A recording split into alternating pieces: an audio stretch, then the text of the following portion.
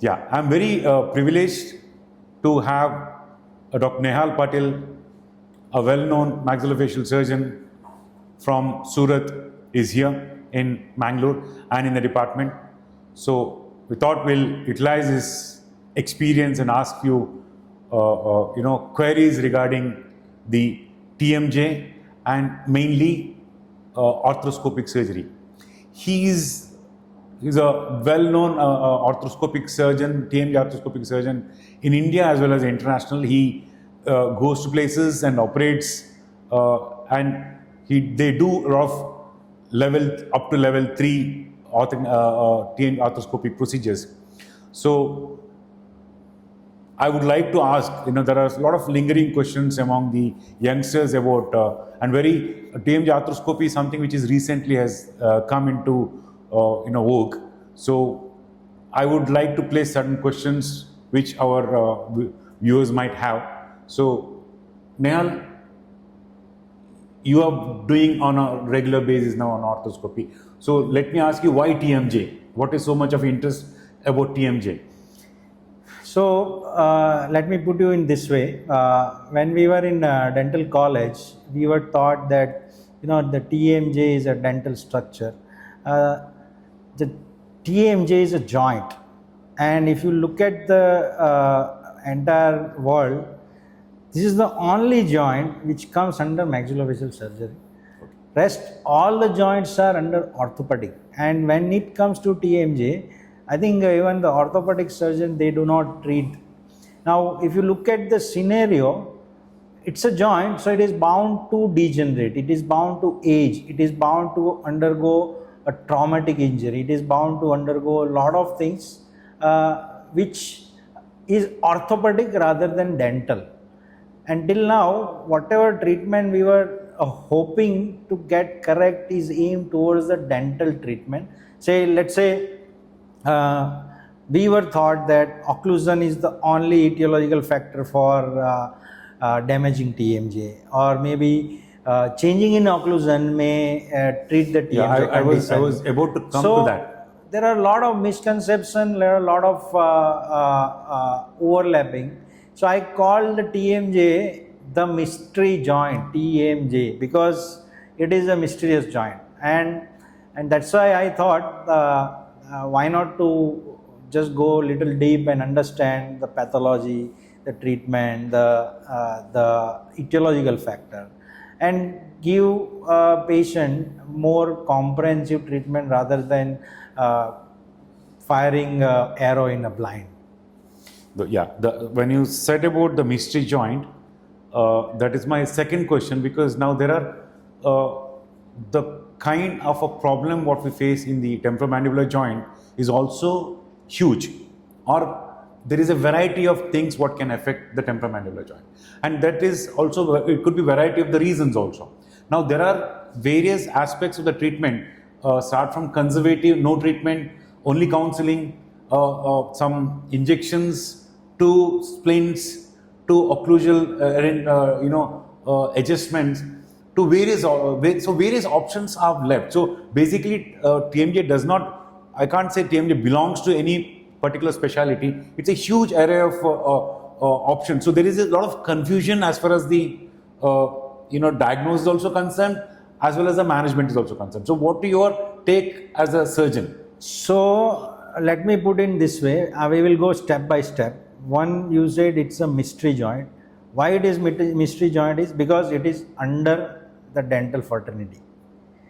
Why I said is because during our graduation and even post graduation, we were taught that TMJ is a dental structure. Now when you say dental structure, it itself defined that anything happens in the joint is by default comes under the dental faculty. That is true. We are actually corely, we are dental. But when it comes to understanding the etiology, pathology and a treatment, you need to think about joint as a joint rather than a dental structure. So when I say joint, it is orthopedic structure. Why it is orthopedic structure?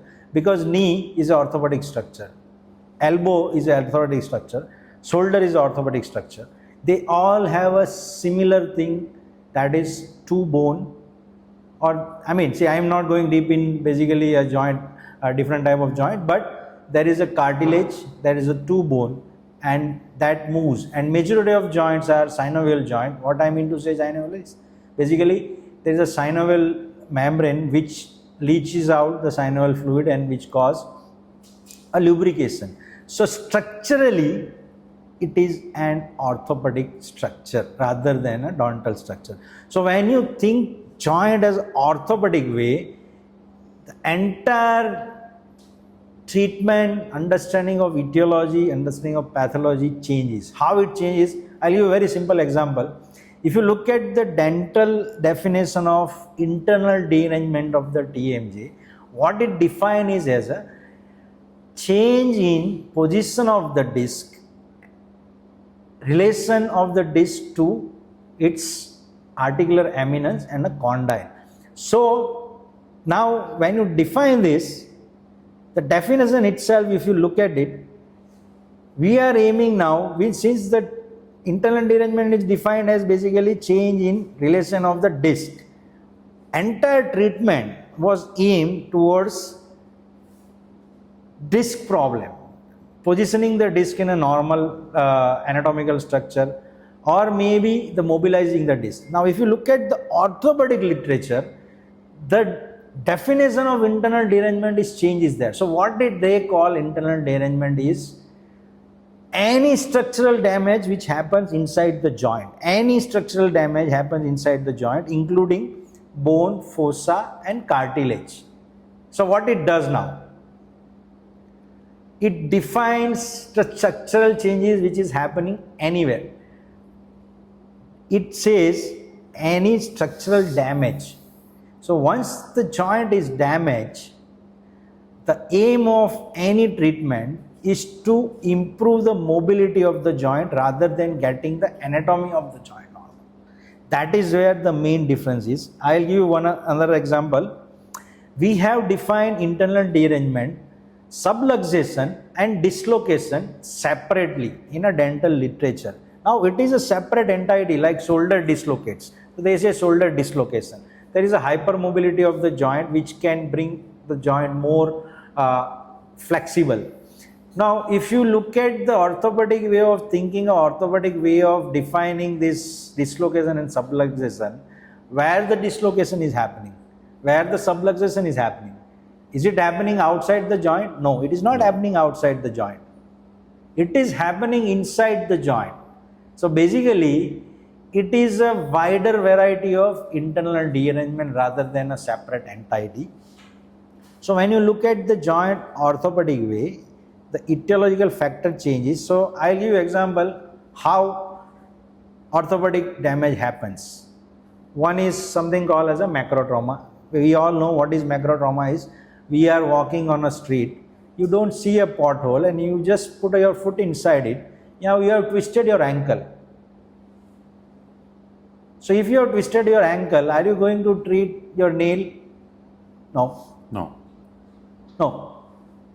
Because the damage has happened in the joint. Same way, say some young girl who is coming to you and she said, I was fine one day, and when I tried to eat an apple or when I tried to brush my teeth, I popped open my joint. It's a similar situation. Okay. So let me ask you, so that means what about the etiology factors? So I'm coming to that. I'm just giving you one example. So now both are, one is twisted ankle, one is popped open the joint. Now what do you do when there is a twisted ankle? What do you do? You know, rest, ice pack, inflammation, yeah. So exactly. So when you have twisted your ankle, what you tend to do is you are giving a rest. You iced it because it's an inflamed joint. Icing reduces the inflammation.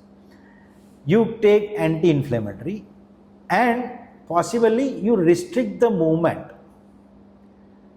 Now if you have twisted ankle, are you going to run on it? No. Next day? No. No, you can't run because it's a twisted ankle. Same way, are you going to change the walking pattern? Say you have a twisted ankle and somebody says, okay, your you have a varus. So I'll tell you what is varus is. When the legs are bowed like this. Now say a person with the varus has a twisted ankle. Are you going to say, okay, you change your varus and your twisted ankle is going to... First treat the twisted ankle. Exactly. Yeah. Correct? Yeah. You treat the twisted ankle. Same way, now if young girl who's a popped open the joint and if you say, okay, you wear this splint and your joint will be fine. So what is splint there? Is it the treatment? No, it's not the treatment. What it is it is acting as a clutches when you have something in your ankle. Say you have a severely twisted ankle and you are not able to walk. So what are you going to do? Are you going to use a stick? Okay. So it will assist. So it is reducing the load which you are going to give on your ankle by taking a clutch. Temporary relief. So it's a temporary relief. It's a temporary relief in a pain. Is it the treatment? No, it's not the treatment. What is the treatment? Icing. Anti-inflammatory. Are you going to change the occlusion? Say patient is class 2. Okay, now they are not, it is I'm just asking you a hypothetical question that now, for example, partial one side edentulous or wrongly done your bridge or anything might result in a TMJ. So why are you also going to look into the etiology aspect? Yes. My question is, are you in your team, when you're talking about as a approach as a TMJ, would there be other people involved in your team? So when you talk about TMJ, let's say you talk about the orthopedic. I am comparing because you need to understand this. What we are talking is orthopedic structure. When orthopedic does something, does he do everything alone? No. What he does is... As a physiotherapist. He has a physiotherapist. He has sometimes chiropractitioner. Okay. He has the guy who can actually put a plaster. As such, orthopedic they do, but there are specialized people who can just do that. Same way, when I talk about TMJ, I don't treat.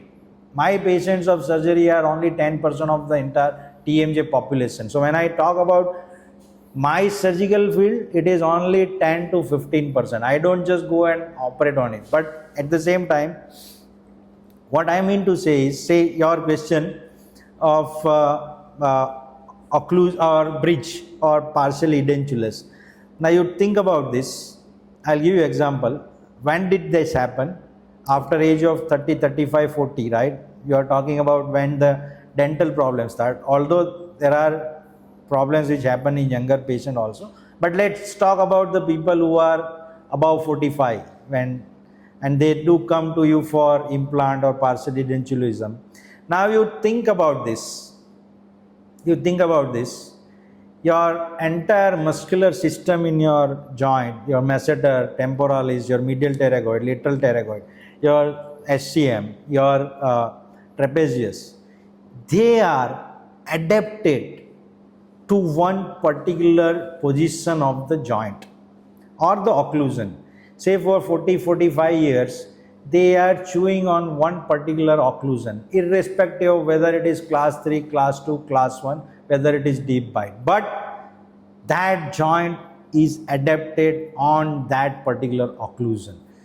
Daily, patient is sending a proprioception that this is my chewing pattern. This is my chewing pattern. This is my chewing pattern. So it is like a patient who has a varus, bowed leg. They are running daily, but they don't develop anything on a knee because it is adapted. It is like somebody has a flat foot, high arch foot. They don't develop anything in their knee because that knee is adapted to that particular position of joint or foot. Now, suddenly you are changing something. Say you have put a high point or crown which is large, or posterior edentulism where suddenly the teeth are gone. Loaded, and now patient has shifted chewing on a one side.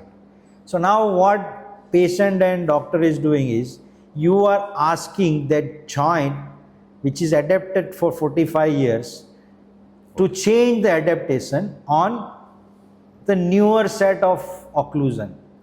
So what do? Say patient comes to you with the posterior edentulosum and they are chewing and then they have a pain. What do? Do you change it? No, don't change it. Why?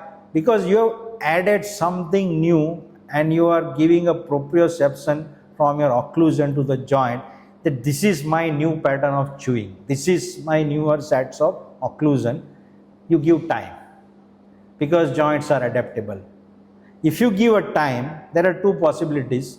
That joint may adapt and that pain may go. But at the same time, if there is a high point and if patient is continuously changing the bite, he or she is trying to adapt the joint in a different set of occlusion, that pain will not go. So you need to change that. So that is a concept of basically adaptation. Okay. Anyway, now we spoke about that. Now coming back to the world of arthroscopy. Okay. Now it is comparatively new to many of the maxillofacial surgeons. Pure reason is that not every unit has a set of arthroscopy. Though arthroscopy itself has been there since long, so it is the coming to TMJ arthroscopy. So can you just throw a little bit more light on that, the TMJ arthroscopy? So arthroscopy is not new, first of all. The first time arthroscopy was done when You don't mean to say TMJ arthroscopy? TMJ arthroscopy was done when I was born in this world. That was in 1978. Okay. So I don't call it old. It was not that popular because of certain reason. One is acceptance of the dental fraternity that joint is an orthopedic structure. One. Second, availability of the training program. Third, availability of the instrument. And fourth, patients of the new generation of the oral and maxillofacial surgeon to take up this branch because it's a steep learning curve. It is learning curve not in the term of surgical field. It is a learning curve in changing our mindset that the joint is a dental structure, the joint is an orthopedic structure, not the dental structure. So if you look at the literature and history of scopy, arthroscopy is basically a father of arthrosynthesis. Why I said is, arthroscopy was started first before arthrosynthesis, but arthrosynthesis was much easier to perform under a local anesthesia. That's why the acceptability of that procedure is increased. Okay, now suppose if what would be your there are so many units of there are talk about pan India. We have so many procedures as a maxillofacial surgeons. We have variety of procedures amongst us, including the trauma, orthognathic, and array of various procedures. So now, if suppose somebody wants to learn arthroscopy from a postgraduate level, or he wants to adapt it to his practice, what would be your word of advice to them? So, see, that is another mindset we need to change, that I want to learn arthroscopy. What you need to change a mindset is, I want to learn a temporomandibular joint problems. So when you say that temporomandibular joint problems, that does not only include the arthroscopy, it is a range of the treatment. So basically you want to become a maxillofacial orthopedic surgeon. Because when you go with the mindset that I want to learn arthroscopy, it is like if you have a nail, everything is a hammer. You see anything and you start putting a scope everywhere. But when you think like this, I want to become a maxillofacial orthopedics, what you are looking at is, you are changing your perception of treating the temporomandibular joint in a different way, in a way which is more holistic, it is more orthopedic way, and which will give a longer and better result than doing just arthroscopy. So arthroscopy is only a one part of entire management system. So if you really want to learn TMJ, you need to start diagnosing. Yeah. You need to understand the etiology, and it is not necessary that you jump into arthroscopy. I don't advise any freshly passed out graduate to jump in arthroscopy, because if you can't open the joint, you should not jump into that. Why? Because Arthroscopy has its own sets of complications, and unless and until you know how to, so it is like this. Any laparoscopic surgeon, if you know, they know how to open and do a lap chole. Because any complications open, you may have to open the joint. You may have to do something which is required at that particular time. So if you don't know how to open, you can't learn arthroscopy. So what is the starting point? The starting point is basically learning a simple procedure like arthosynthesis. Why? Because 70% of your joint, when I say joint patient, it is internal derangement patients. So our patients, as a surgery, my patients are only 15% of the entire TMD populations, temporomandibular joint disorder. And those 15% of the patient, when you say, you get 70% result just by lavaging the joint, because that's the, it's like and if you see the literature, there is huge number of literature where just lavaging the joint gives. So that is the starting point. As a freshly passed out postgraduate, you start understanding the joint. Start doing the arthrosynthesis. First, get used to the. So I'll give you starting. Okay. I'll give you a starting point. If you start seeing the TMJ patient, if you see 100 TMD patients, your patients are only 15%, but you need to see that 100 patients to understand that they need, this 15 patient may require my service. So that 85% of the patient, you should be able to tell that they don't require my service. They will just get cured either with counseling, conservative treatment, maybe splint therapy. And if you start doing that, that means you are learning the way orthopedic surgeon does. So now you have these 15 patients. So out of these 15 patients, your 8 patients are going to get benefit out of the arthosynthesis. So what you are looking at is, you are developing your TMJ practice by scrutinizing the patient. That's the first point. If you do that, if you can identify, okay, this patient does not require any invasive procedure or open joint surgery, or that's your starting point. Okay, now before those, let's talk about those 15% of the patients. Now, who you might be subjecting them to the diagnostic arthroscopy. What else other tools which you would do? For example, investigations which you will do for those 15% of the cases. So say those 15% patient, arthroscopy or any procedures, you think about this. There is a girl, 18 years old girl, who comes to you with the pain in her bilateral joint. Now say, she is your daughter. Are you going to open the joint? No. I would never do that. If you are opening the joint at 18 years old girl, you are inviting disaster by the time she turns 30. So what you are trying to do is, you think about orthopedic. You only said, if you have twisted ankle, your first approach would be to give a rest, to give icing, anti-inflammatory.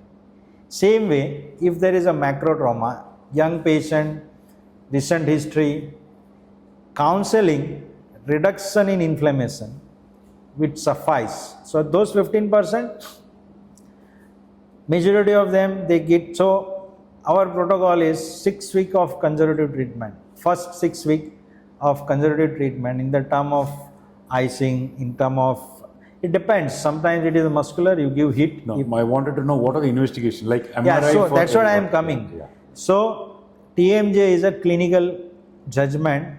If you know that there is a disc displacement without reduction, clinically, I don't jump and go and do MRI. My starting point would be a simple open and closed mouth TMJ to see the movement of the condyle. That is a starting point. Now say 6 weeks, majority of them they improve, they don't need anything. But after 6 weeks, if their symptoms continue, the first thing I would do is to get the MRI of bilateral TMJ, open and closed mouth, to see what is the condition of the internal structure. MRI, I am not saying you do immediately. Minimum 6 weeks you have to wait before you jump and say okay. But at the same time, there is a patient who has a pain since almost 5-6 years. 5-6 years. Would I wait for 6 weeks? Maybe not, because when I see clinically and if I feel that 6 years of pain and it is a joint, it is not the muscle, I would go and do MRI.